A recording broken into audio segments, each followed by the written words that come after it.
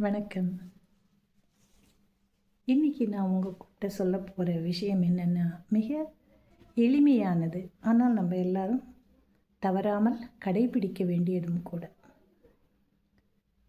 எப்போவும் நம்ம என்ன பண்ணுவோன்னா, 2 பேர் சண்டை போட்டுக்கிட்டு வந்து நம்மக்கிட்ட ஒரு தகவலை சொல்கிறாங்க, இல்லை ஏதோ ஒரு மனஸ்தாபத்தை பற்றி நம்மக்கிட்ட சொல்கிறாங்க அப்படின்னா, உடனே என்ன பண்ணுவோம்? டக்குன்னு ஒரு முடிவெடுப்போம். எடுத்த உடனே இவன் தான் தப்பு செஞ்சுருப்பாங்கிற ஒரு எண்ணம் நமக்குள்ளார வந்து என்ன பண்ணிவிடுவோம்னாக்கா, ஒரு முடிவெடுத்து சொல்லு. அந்த மாதிரி செய்யக்கூடாது. எப்பொழுதும் நமக்கு எதிராக ஒருவன் நின்று ஒரு பேச்சு பேசுகிறான் என்றால், அந்த இடத்தில் நம்மை வைத்து பார்க்க வேண்டும். அவனுடைய கருத்து எதனால் மாறுபடுகிறது என்று நிச்சயமாக கவனிக்க வேண்டும். நான் சொல்கிறது தான் ரைட்டுன்னு நம்ம இருக்கக்கூடாது. ஒரு கருத்தை சிலர் ஏற்றுக்கொள்ளலாம், பலர் ஏற்றுக்கொள்ளாமல் இருக்கலாம். அதுக்கு ஏதாவது ஒரு காரணம் அவங்ககிட்ட இருக்கும். திருடனுக்கு கூட திருடுறதுக்கு என்னென்னா ஒரு காரணம் இருக்கும். அவன் அதுக்கு சொல்லுவான், எனக்கு பசிக்குது, எனக்கு சோறு கிடையாது, எனக்கு வசதி வாய்ப்பு இல்லை, அதுக்காக நான் திருட போனேன் அப்படின்னு சொல்லுவான். அவன் அதை நியாயப்படுத்துவான். அதே போலத்தான் பல செய்திகள் நமக்கு உடன்பாடு இருக்கும், எதிராளிக்கு உடன்பாடு இருக்காது. அப்போ நம்ம என்ன செய்யணும்னா, அவனுடைய இடத்தில் நம்மை வைத்து பார்க்க வேண்டும்.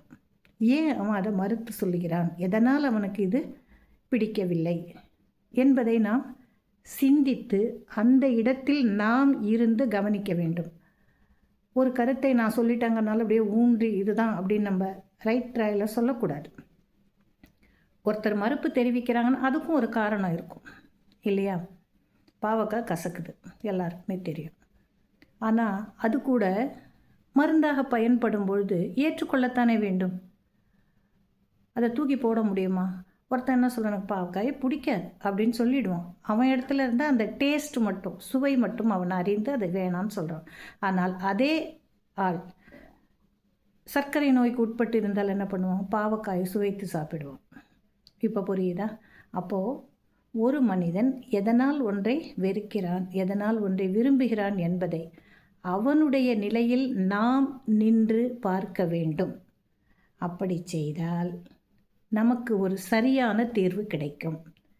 இதுவே நமது வாழ்வின் வெற்றி பயணத்துக்கு வழிவகுக்கும் என்று கூறி இன்று விடைபெறுகிறேன். நன்றி.